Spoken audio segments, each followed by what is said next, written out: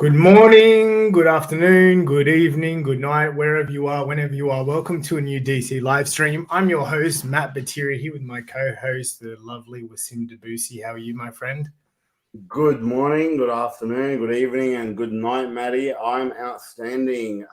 Been good start to the week. What about you? How things up in Queensland? What's the weather like up there today? Mate, weather is absolutely amazing here. I've heard that you guys keep getting rain and flooding, so that's no good.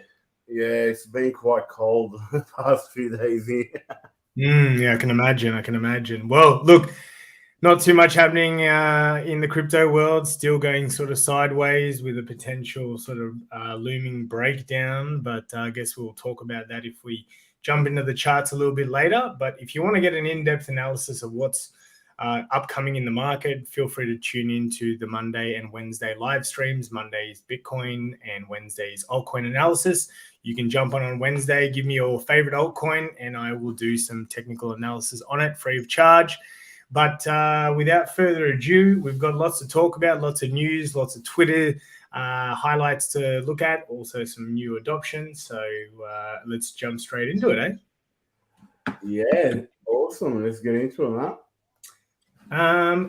Why is my calendar up? Maybe I've got the wrong share screen. There we go. All yours, my friend. All right, welcome guys, and welcome to this week's or today's news highlights. So first up, we've got Coinbase Singapore Digital Payment Token License. So as you guys know, many of these large exchanges, Binance, Coinbase, FTX, they're pushing really hard even though we are in a bear market. And Coinbase has now secured a license to be able to operate out of Singapore. Singapore has given about 17 licenses so far for digital platform for digital payment tokens. So basically, that's their licensing for exchanges. They've offered it to about 17 different companies now, and they are really looking at becoming a hub between China and the rest of the world when it comes to crypto. So it's great news for Coinbase as they expand more and more across the world. Moving on to, and why is mine? Can't see, Matty. This is an issue there. Hong Kong Poly University introduces first metaverse postgraduate program. So as this area or this industry and this technology starts to grow and take more and more adoption, we start to see more educational institutions such as universities and colleges now providing degrees and post or masters and doctorates or whatever it is, but tertiary level qualifications in this space. So Hong Kong Polytech University has launched a postgraduate program in metaverse technology, becoming the first university in the nation to do so. They see that Web3 is the way of the future, and they're looking at ways in which they can educate more people to be able to get into it. They believe that even though metaverse and we're in a bit of a bear market, the amount of technology and the amount of growth in this area, there's so much need for it. And I can tell you, even when we went to the crypto convention a few weeks ago in Queensland, one of the speakers was asked the question, what does crypto and Web3 need the most? And the number one answer was, we need more developers because there's so much demand and there's not enough people. So it's good to see more and more universities offering these type of education so that we can propagate this space. Next one, I found this one a little bit interesting, and I'm actually going to ask our research team to look into this because I haven't heard of this one. So it's a DeFi platform called Arch. I don't know how they pronounce it, either Arc or Arch.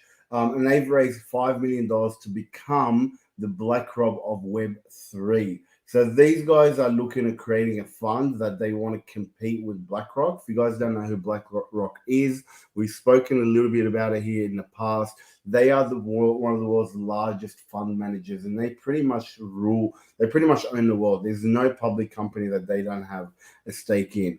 And they're a very, very powerful organization that has their hands in almost every industry. These guys out of America are looking to rival them in the decentralized world. And they're going to be creating two types of different tokens. One of them is a token that looks at an index that looks at all different blockchains. So when people want to invest in cryptocurrency but don't know how, they can then invest in an index.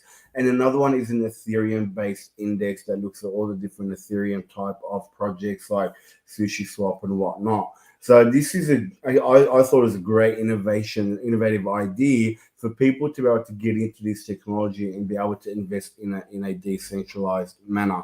Now, this is not financial advice. We haven't researched it. We don't know much about it, but I thought it was a great idea for someone to come in and want to rival such a big player in the world. Next up, we all know that governments don't like crypto because they don't like decentralization, and centralization is the way that governments control people. So, we know that in India they've banned crypto, and there's always been talk in India that they're against crypto. And one of the reasons for that is because, like I said, they can't control it. It's decentralized. They don't know what people are doing, and it gives people freedom. And one of the ways that governments are trying to combat this is through the creation of CBDCs. CBDCs are central bank digital currencies, and the Central Bank of India has now released their plan to release a CBDC. So they're going to have two types of CBDCs. One is a commercial one for interbank and commercial transactions, and one is a retail for the everyday users to be able to do it. And they're trying to market this as a safer option than cryptocurrencies, because they obviously see that any private cryptocurrency is a threat to their financial system, and we all know it is, because crypto is a competitor and is a threat to the traditional financial system. So a lot of countries are looking at creating CBDCs. The only country that actually has a working or a pilot phase is China with their digital yuan, and we've been hearing some crazy stories happening out of there. But they're not the only countries. We know Australia has been looking at it, Singapore, Philippines, Denmark, the US. A lot of countries around the world are looking at creating CBDC. So this is not such great news for us that believe in decentralization and freedom, but the government is going to try and do what they can to protect their interests. And lastly, for the news highlights, we have the G20 nations to review crypto regulation framework this week. So the Organization of Economic Cooperation and Development has submitted a framework to increase international transparencies in crypto to the G20 nations. Now, the G20 nations include countries like, includes countries like Korea, Brazil, China, US, United Kingdom, European Union, just to name a few. And this new framework is looking at how they can make crypto transactions more transparent to governments, so that they can tax it. So it's a way to regulate taxation of crypto on a global scale. So again, the powers to be and the establishment will try to control crypto as much as they can, and this is one method that they're trying to do so. That's it from the news highlight today, and over to you, Maddie, with the Twitter highlights. Thank you, my friend. Alrighty, so Raoul Pal, one of basically, I would say he's the second guy, big mainstream guy behind sort of Michael Saylor that invested in cryptocurrencies. He's a big believer and big lover of Ethereum, actually. But anyways, he posted this about the government bonds being at an all-time low. No one wants to buy bonds, and usually there's always an inverse relationship. When interest rates go up, bonds purchases go down. When interest rates go down, bond purchases go up. So right now, it's the fourth worst year after 1721, 1865, and 1920. So 1920, that was the Great Depression. And these two, who knows, there was probably bad timing as well. All right, we got Plan B next. They will try again PayPal bank accounts, CBDCs, etc. This is why you need Bitcoin. So PayPal came out with a policy basically saying that they can pull $2,500 from users' accounts if they promote misinformation. So what's misinformation? what information is for one person, it could be completely right. The same way that, these days, I mean, everyone Googles, if they've got an injury or they're sick, and you could get 1,000 different, viewpoints on what's actually wrong with you. So what is misinformation this day? It's only misinformation if the person who is, looking at the information believes it's untrue. But, these days there's, 10 different ways to skin a cat. So it's not a great policy. And because of that, actually PayPal's stock has sort of dropped in the last sort of day or two. It's already lost, look close to 15%. So not a good thing for PayPal. Looks like they're not doing their customers any favors. Did you want to jump in here with him? Yeah, this is, to me, when I saw this is just another step of censorship. This is, big institutions looking at censoring and, managing the information that's out there. If you have a look at what's happening around the world, all media outlets are usually owned by the top 1%. And this is another step in which they want to control people through this, that if you are found to be, sharing information which they believe is misinformation or not true, they want to pretty much fine you. I think this is a big issue, and I think it's a big violation of our privacy and our rights. So was not happy with this news at all, guys. Yeah, censorship is like a hot topic these days, viewers. Obviously, we've had all the issues with Facebook sharing our data. Us personally as a company, we had our YouTube account banned for the last 12 hours. We got it back online this morning, but they believe that we had, I forget what the wording was, but it was scams or misinformation. Basically what PayPal has here, talking about misinformation. But really, what I believe is true in, with the things that I'm researching. If I say that, ingesting Dettol is going to rid me of COVID-19, much like Donald Trump. A lot of people believe that. And look, it may or may not be true. Obviously, it's probably not true, because that's a silly way of getting rid of COVID. But, for a country like the US to censor its citizens as much as they do, and promoting that they are the land of the free, and they've got free rights and free speech and the ability to bear arms and all that type of stuff. There's huge corporations these days just creating more and more censorship to their users, and it's pushing people away. And that's why we need decentralization. That's why we need Bitcoin, but that's also why we need the DeFi space, so we can have peer-to-peer transactions and no third party to intervene. Yeah, and I also, guys, I mean, one of the other things is with the blockchain technology, there's going to be coming, there is coming so many new platforms that we'll be able to use where these things cannot happen. So this is one of the things that really, really excites me. I know a lot of people, and there's a lot of memes that talk about people that are in crypto for the technology and people that are in it for the money. And the reality is 90% of people are in crypto for the money. But those 10% that understand the technology and how it's going to shape our world, these are the people that are really, really vested in crypto. And that's the point that we come from and why we love the blockchain so much. That's right. For me, I'll leave you to it, mate. I'll put Thanks, mate. Comes in, goes. All right, next we've got Michael Van Pope. Breaking: Portugal proposes a 28% tax on all cryptocurrency profits held for less than 12 months. Good part, nobody's in profit over the past 12 months. I'm not too sure if that's good or bad. I think it's kind of good, because I know capital gains is in Australia is around 40 to 45%. I can't tell you exactly, but I think it's in the 40s. So this is, a pretty good tax bracket to be in if you're just getting taxed on your crypto. But pretty funny. Obviously, when he says nobody's in profit, there are some coins that have obviously held its value or gone up during the bear market. And if you're a trader, of course, you're still making profits. So some truth to it, but not all truth. Next, we got CoinGecko. This morning, Bitcoin's mining difficulty hit a new all-time high of 35.6 trillion. That's good. That just means more miners are being turned on, people wanting to, to mine Bitcoin, be transaction validators. And the more hash rate goes up, the more secure the network is, the harder it is for someone to own the majority of the Bitcoin and do any double spending or make any corrupt sort of, things on the Bitcoin chain. So this is just great news.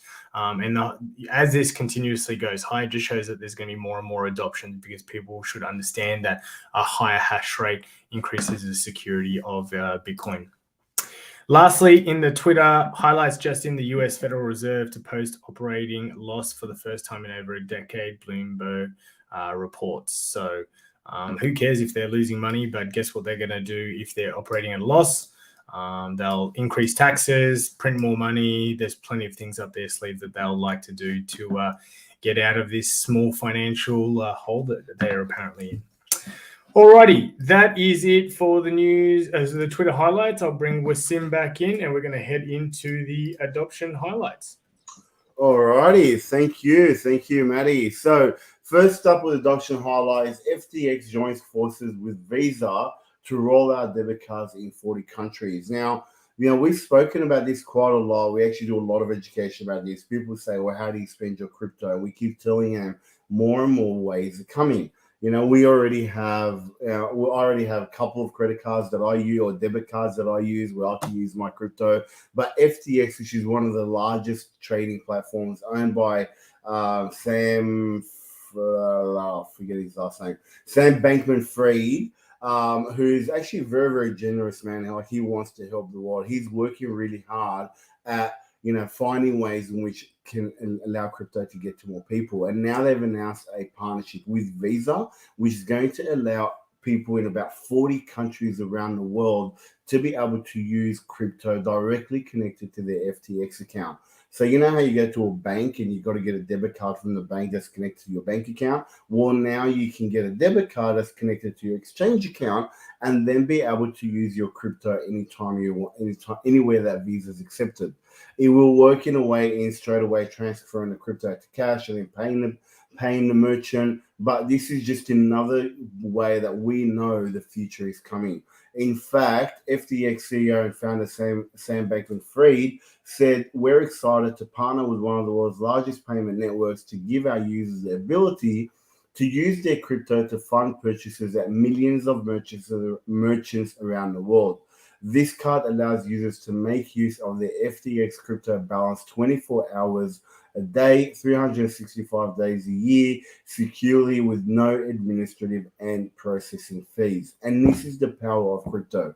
When you're using crypto, there's usually the fees are a lot less. Obviously, FTX will have no administrative and no processing fees. So it means that more people means going to allow more money to stay in your pocket and allow your money to go further. Alrighty. Next up, how brands are using digital fashion in real life. So one of the things that we seem to be constantly talking about week in, week out is that new luxury brands or new brands are adopting NFTs or crypto payment railways, or they're opening stores up in the metaverse. And this article talks about how a lot of these brands are using these NFTs, and then from the NFTs, people go out, or they can actually, use those NFTs to get access to clothes. So they buy an NFT, they have it in the metaverse, they can wear the Gucci, they can wear the Louis Vuittons or whatever it is in the metaverse, but also be able to go and get actual real world merch. Now, the reason why, one of the things that a lot of these companies are finding is because a lot of the younger people are getting more and more into the metaverse and into crypto and NFTs, they're finding this is a way to be able to build communities that people can hold NFTs and show them off. And I think there was one example of an NFT being sold for like $275,000 by Shenley Jones. He bought this for his girlfriend, and it was just an NFT of a handbag. However, she was able to also get the real life handbag with that NFT.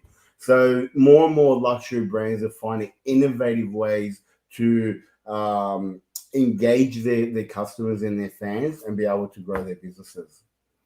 Next up, 1xBet is a gambling platform, guys, and I'm against gambling.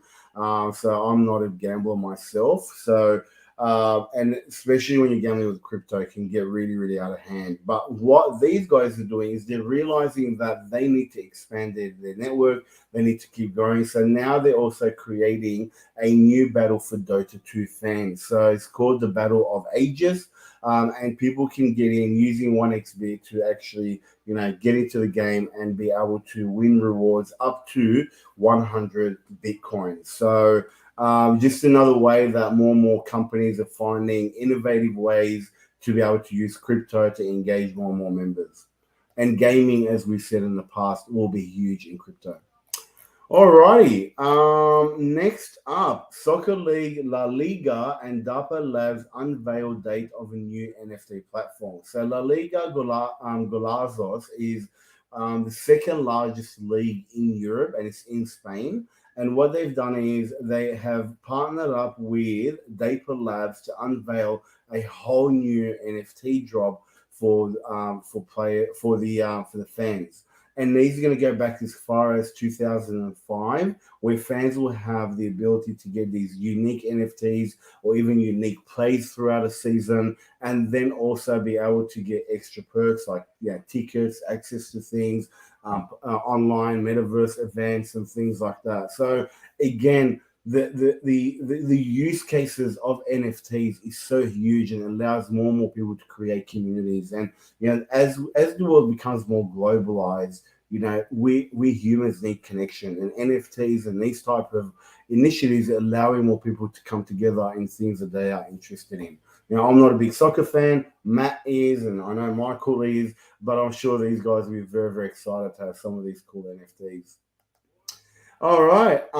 Last one is Bitcoin and smartphones, how mobile devices can help bring mass crypto adoption.